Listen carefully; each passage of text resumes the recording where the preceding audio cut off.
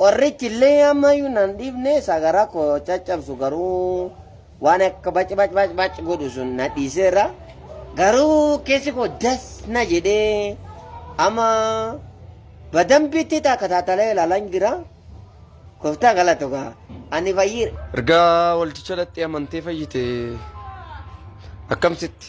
Rumiyaa maal isa calma jedhanii mee isa warra birikuma kudhanii birikuma shanii as darba warra birikuma sadii as darba warri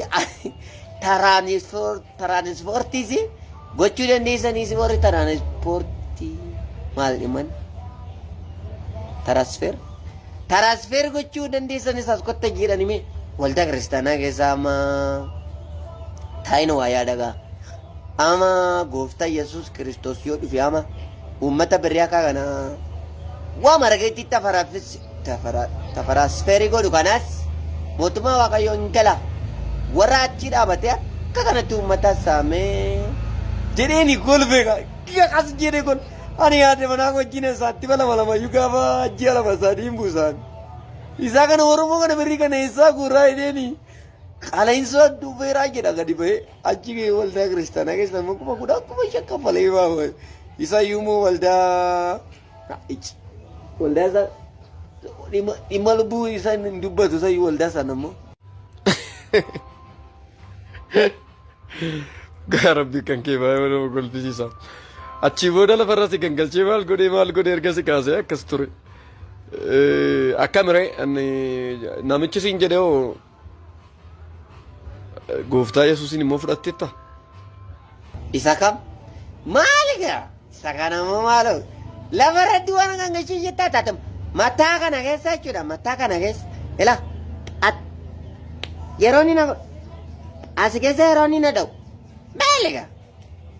Ani idda mataa na dhaabattee isachi kau madana ko dhufee qabee saggoo koo dudda koo saga beefna godhe achi nagalagashi eessa dhufte gosa korgandii eessa dhufte gosa korgandii eessa gosa korgandii maala ta'edha gosa korga otuman gosa korgandii dhusee ajjaa torba saddeette maaga nattumani maale sasa namattumani yuna miine irratti du'a ireen soraaddeani maale waa isaanii dhiisee isa yu gooftaa Yesuus Kiristoos inni fayyisaa lubbuu kee godhu fudhadhu namni naan jedhe hin jiru.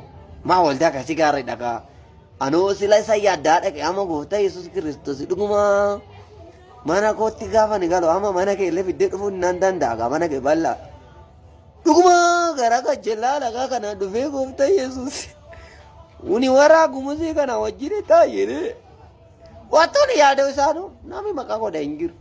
Ano zaita kanas waan hin ittiin bitadhu hin qabu. Kadhadhee mana galagamu. Amma kun gooftaa malatti fayyee hin jiran. Okay, akkas ture. Ilaaga jireenyi nama kamiyyuu an dhugaama konsitti ma isaan si fudhachiisus maal isa dhiisanii jireenyi nama kamiyyuu gooftaa Yesuus Kiristoosiin fayyisaa lubbuusaa godhatee hin fudhanne taanaani mudannoo jabaaf ajaa'ibaadha. Waan asitti immoo akka dhibantaa keetii tokkotti amma baddaa kana jirtutti gooftaa Yesuus Kiristoosiin fudhadhuuti yeroo lagatti deebitu gooftaa Yesuus Kiristoos eenyu akka ta'e maal akka ta'e dhaqiitii warra obboloota kee dhibantoota kee warra waa'ee gooftaa Yesuus Kiristoos hin beekne barsiisi. Kanan ta'u taanaan jireenyi kee kan tuulifaatidha. Kan tuulifaatii jechuun jireenya akkasumaani. Mi'a tumti naa kenni gooftaa kana egaa waldaa lama sadii deemee isaa gooftaa fudhadhuu hin jedhanii.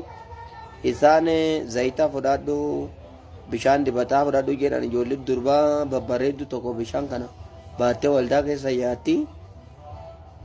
Gabaama sitti fakkaataafe gabaama fakkaata waldichoo amma ani kanan jedhu durmi waldaa kiristaanaa kana dur asirraata kurnoo isa hidhana kafalanne buusifaa buusanii saammaa kanaan ulfaata. Ergatee maala na dhibe waa isaanii maal na dhibanaan amma akkati gooftaa Yesuus fudhatamu erga naa kennitte nani dhaqaa ati naa kenni ani fudheen galaa rakkoo hin qabu gooftaa saabbisu immoo eebbifaamiyaa.